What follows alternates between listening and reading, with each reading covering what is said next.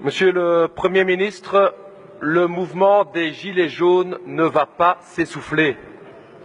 Et dites-le à votre collègue Macron en France non plus, le mouvement des Gilets jaunes ne va pas s'essouffler.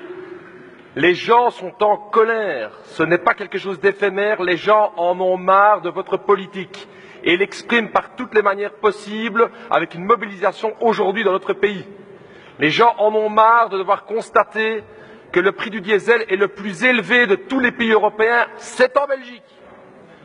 Que le prix de l'électricité, le troisième pays le plus cher en Europe, c'est en Belgique. Que la modération salariale, où est-ce qu'on la pratique ici en Europe, c'est en Belgique. Que le saut d'index qui a fait perdre 2% de pouvoir d'achat, c'est en Belgique. Les gens en ont marre, les gens en ont marre. Et c'est la raison pour laquelle ils se mobilisent. Et ils ont raison de se mobiliser. J'ai eu l'occasion de rencontrer une délégation de ces Gilets jaunes.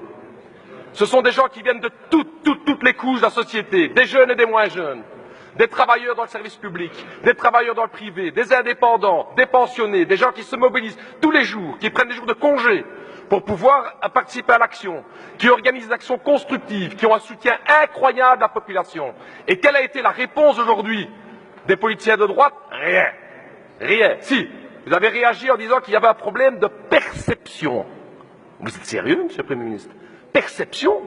Vous avez expliqué aux gens qu'avec vos 800 millions supplémentaires d'accise sur le diesel, c'est de la perception?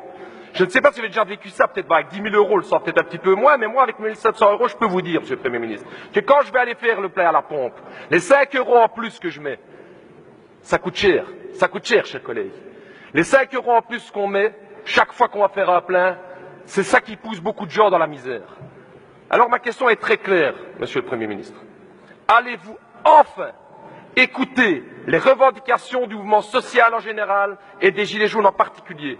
Allez-vous accepter de revoir la TVA sur l'électricité qui est de 21%, c'est-à-dire autant que sur le caviar et le champagne, de le réduire à 6%?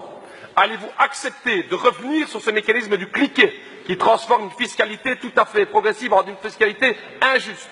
Et troisième élément, et c'est important, allez-vous permettre aux salaires dans notre pays d'enfin à nouveau augmenter? Je vous ai fait la proposition la dernière fois de vivre un mois comme quelqu'un qui vit au chômage avec 1 011 euros parce que vous avez laissé cette dégressivité. Vous ne m'avez toujours pas répondu sur ce défi. Je vous repose la question ici aujourd'hui. Allez-vous continuer avec ces mesures qui vont pousser des milliers de personnes dans la misère ou allez-vous continuer dans cette politique antisociale? Je suis très curieux de pouvoir entendre votre réponse, monsieur le Premier ministre. Vous pouvez continuer, c'est la marque de fabrique des extrémistes, des populistes, des antidémocratiques, monsieur Edebo, à énoncer des contre-vérités jeudi après jeudi. Ce n'est pas la répétition de vos mensonges qui les transforme en vérité. Mais aussi, afin de dire la vérité, on ne peut pas plaider tout et son contraire. On ne peut pas dire qu'il faut des moyens pour engager les investissements pour le changement climatique et dans le même temps faire croire que l'argent est gratuit et tombe du ciel. Quand on dit qu'il faut plus d'accompagnement social pour des transformations énergétiques, il y a quelqu'un qui paye, il y a une addition qui pèse, ou bien sur des entreprises et donc sur des investissements et des emplois potentiels, ou bien sur des travailleurs. Il faut aussi avoir le courage de la vérité. C'est ce courage de la vérité que nous avons avec ce gouvernement.